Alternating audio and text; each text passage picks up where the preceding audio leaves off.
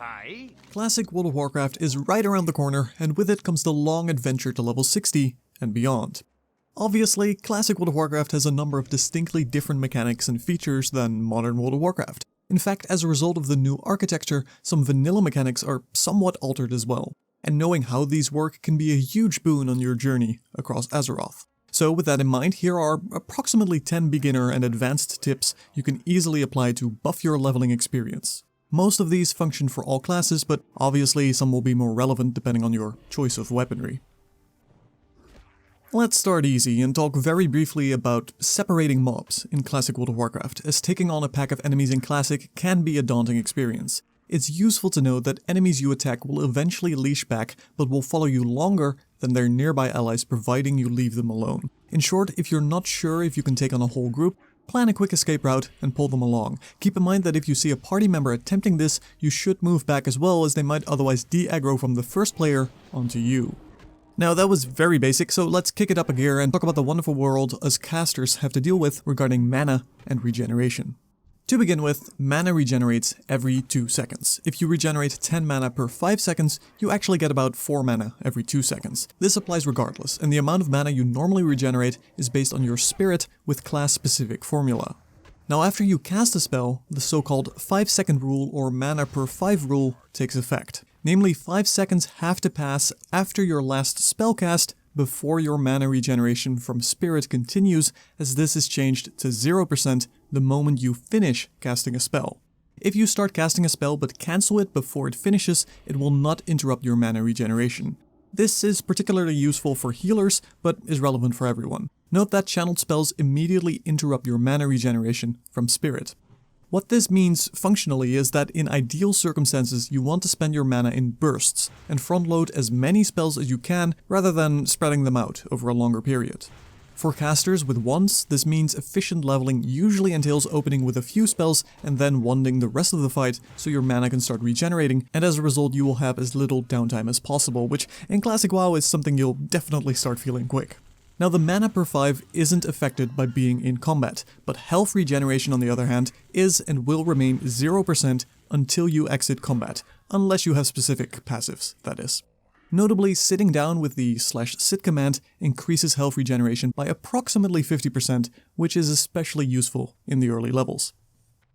Now regarding combat, this is something to keep in mind as well, as there are plenty of abilities and mechanics that only function out of combat in Classic World of Warcraft. Mounting up, of course, and eating and drinking are two prime examples which, especially in PvP, will be very useful. In short, in PvE, as long as an enemy mob has lost interest in you or your instanced party members, you'll drop out of combat. But in PvP, 6 seconds need to pass before you exit combat. 6 seconds in which you are not attacking anyone and you are not getting attacked, or you're healing or assisting someone who is already in combat. Until then, you cannot use abilities such as Rogue Stealth or Warrior Charge, or as I mentioned, your health regeneration will only start to kick in after combat ends. Regarding stealth, keep in mind you can also stealth up while eating, but not eat after you've stealthed, or you'll break your stealth.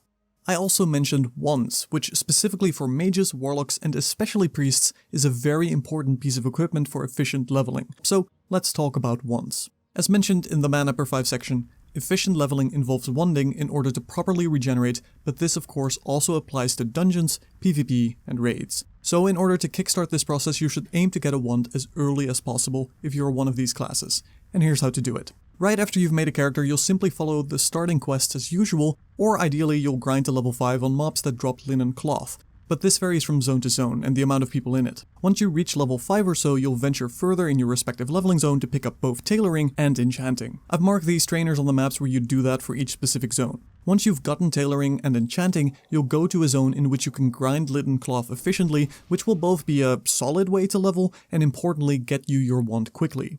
This, of course, can be done before picking up the professions, the order doesn't really matter. Again, I've marked a few locations on each zone where you could farm linen cloth, but most zones have numerous different places that are viable. Once you've gotten about 60 to 80 pieces of linen cloth, you'll start using that tailoring to level it up to 30 and then craft the brown linen robes. Do nothing else with this linen except making these robes, which in turn you'll disenchant. In most cases, you'll have enough resources at this point to craft your first wand the Lesser Magic Wand. This wand can be used immediately at this stage and will last until at least level 13, at which point you can replace it with the Greater Magic Wand if you do decide to continue leveling enchanting, although you can quite easily buy a wand from a vendor at this stage at level 15, allowing you to focus on other professions such as say skinning, which is likely to be the most efficient profession for making money this early. Once you've got these wands, you're set for quick leveling, as fast as Classic allows anyway. You've got a few options for different wands after that, and it's especially useful to get the Gravestone Scepter from Black Fathom Deeps, which has by far the highest DPS until well into your mid-level 30s.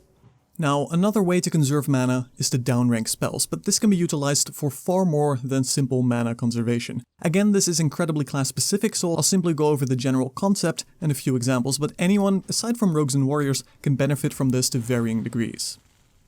In Classic World of Warcraft, everyone has to purchase spells every couple of levels from your respective class trainer. For mana users, this means spells have different ranks, and the process of downranking simply means using a lower rank than you have access to for one benefit or another, which is usually mana conservation, but can be more clever than that. Essentially, it's a good idea to look at any new spell rank and consider whether the lower rank has any actual benefit. Perhaps it's simply useful as a quick, faster, and cheaper variant to keep an enemy in combat in world PvP. Mages, for instance, benefit greatly from keeping a rank 1 Frostbolt on their bars in order to quickly slow enemies with it in PvP, questing, or dungeons. Rank 1 Frostbolt might not do any relevant damage, but it still applies the slow at a significantly faster cast rate. Priests who have gone into Shadow and picked up the Blackout talent will see a lot of use out of downranking Shadowward Pain and also Mindflay when they're in a grouped PvP scenario, as these can proc the stun effect all the same without costing them heaps of mana, especially if an enemy player is actively dispelling your buffs, in which case you using a rank 1 version causes them to waste more mana than you are actually spending. Or perhaps you're simply fighting a warlock or a hunter, and if you have the time to pop a rank 1 Shadowward Pain on their pets, they may very well get stunned a few times throughout the fight at no real cost on your end. For healers, downranking is especially useful, as oftentimes max rank heals are simply not efficient to cast, especially if you have plus healing gear. Or perhaps it's simply a good idea to keep a lower and quicker spell on your bar that you can cast at lower mana in a panic moment. Do keep in mind, however, spell ranks below level 20 incur a hefty coefficient penalty that often make them a poor choice. While we're on the subject of cleverly using lower rank spells, let's talk about skipping spells entirely, in order to keep our economic situation from crashing and burning into the ground, as spells can get quite expensive in Classic World of Warcraft. I've put a carefree list of abilities on the screen for each respective class and spells you can easily skip purchasing while leveling up, if just until level 40, so you have enough gold to purchase that luxurious mount. There are far more that you could potentially skip, but ultimately it's debatable for a lot of specific spells, but these shouldn't ever really be relevant until you're level 60. Granted, some of these are simply fun to get anyway. To quickly elaborate some of these, for druids, you don't really need any balance spells after you've got cat form, as this is the optimal way to level, but leveling up Moonfire isn't a bad choice by any means. For rogues, it depends highly on whether you're leveling with daggers or leveling with swords and maces. In the case of the latter, it's quite easy, there's really no need to pick up any dagger abilities as you simply can't use them. If instead you're leveling with a dagger, the Hammerage route is not a bad choice, and once you get Hammerage you have no functional use for any further Sinister strike ranks. For priests, Smite isn't very useful if you're properly using wands or leveling entirely in Shadow, and Mind Soothe is very useful if you're solo but loses value if you're not, and is otherwise a little specific. Mages don't need any portals except the main city being either Ironforge or Orgrimmar, unless you plan on making money through selling portals. The portals to Ironforge and Orgrimmar are a luxury as well, but your party members will greatly appreciate the effort. From skipping spells to stacking buffs. This is only really relevant if you're on a PvP server, as you're very likely to run into enemies during leveling, and will become relevant once you start doing PvP at endgame regardless. In Classic World of Warcraft, dispelling buffs is very powerful, and especially the Horde thrives at this as they have both shamans and priests that can dispel eventually 2 buffs from a player at once with no cooldown. Meaning if you're leveling, especially as an Alliance player, you did end up picking some random buffs along the way, such as say underwater breathing as a warlock, it's a great idea to keep these on your characters in world PvP zones as they can protect better buffs from being dispelled, as dispelling strips away random buffs. Speaking of PvP, consumables are incredibly useful in Classic World of Warcraft, and can easily be the subject of an entire video, but in general it's important to keep in mind that if you find an item that doesn't have a level cap, it's likely going to be useful at later stages of the game. To name a few examples, as early as Westfall, the Murlocs will start dropping large rope nets, which render a target unable to move for 10 seconds. Jungle remedies found in Stranglethorn Vale remove disease and poisons, which especially in PvP can be very useful versus undead shadow priests, rogues, or hunters. The Skull of Impending Doom, a level 40 quest reward from the Badlands, is certainly an item you want to keep a hold of if you have any PvP aspirations. This item can be obtained by both Horde and Alliance, functions as an offhand item, and when used will give the user a speed boost at the cost of damage and mana. What's great about this especially is that the damage taken can cleverly be used to preemptively get out of hard crowd control, such as say a mage's polymorph. A final example, and clearly the best one yet, is Alliance only and allows you to fulfill your dreams of becoming a Furbolg. Throughout the questline Renee's Cleansing, found in Astronar in Ashenville, you'll be rewarded with the Dartol's Rod of Transformation that allows you to transform into a Furbolg. Might sound goofy, but it does have some practical implication. The animation is similar to a priest or paladin's healing spell, meaning if an enemy player doesn't have enemy cast bars, they might just try to interrupt this. Something you can also do with a Hearthstone if you're a druid or a shaman on that note. Mainly though, the reason I mentioned this one is because it'll be removed if you hand in the final quest, so be sure to keep this in your logs if you want to keep it. In other words, there's a ton of items that you'll do well to keep a hold of rather than vendor them or waste them early on.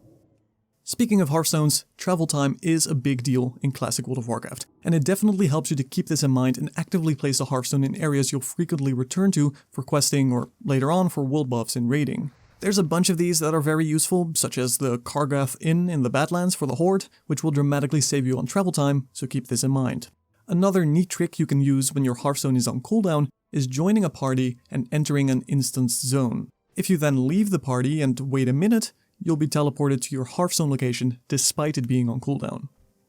And rounding this out at more or less number 10, let's talk about some macros. Macros are an often overlooked mechanic, and with Classic World of Warcraft using the modern architecture, they're quite a bit different. If you haven't yet, I'd highly recommend looking up macros for your specific class, as you can greatly benefit from this in order to speed up your gameplay and prevent mistakes, but I'll go over a few global ones that are easily applicable. Stopcasting. Stopcasting is quite useful to bind to abilities that you want to use as quickly as possible, such as say a mage's ice block. It does what it says really, it means you immediately stop your current actions, slightly improving reaction time, which can be quite helpful. The mouse over macro. This is very effective for certain forms of crowd control, such as say counterspell or silence, and healing or dispelling an ally. Instead of having to manually target this other person and in the process lose your current target, you can quickly mouse over them, press a button, and continue attacking your main target. Or in the case of healing, mouse over party frames rather than having to select them.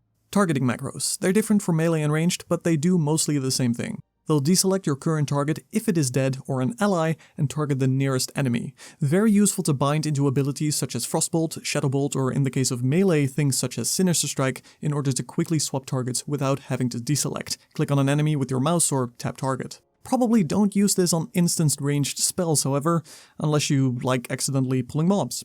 And that about does it for the time being, roughly 10 easy, applicable tips that should help you on your quest to 60 and endgame. Thank you for watching, my name has been Haas, and I'll see you in Classic.